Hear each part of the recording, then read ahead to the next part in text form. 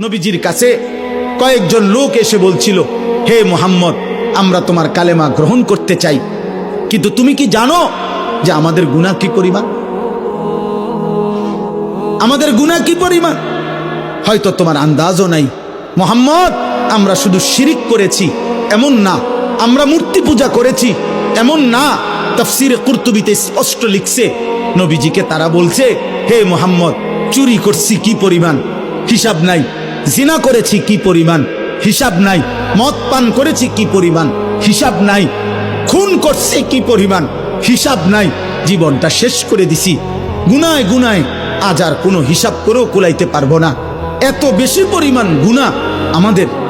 তো বলছে, মুহাম্মদ, তুমি যে বলছো আল্লাহ মাফ করে দিবে, কিন্তু মাফ তো করবে বুঝি, কিন্তু আমরা যে পরিমাণ গুনাহ করেছি আমাদের মনে হয় তোমার আল্লাহ এত বেশি পরিমাণ গুনাহ মাফ করবে না।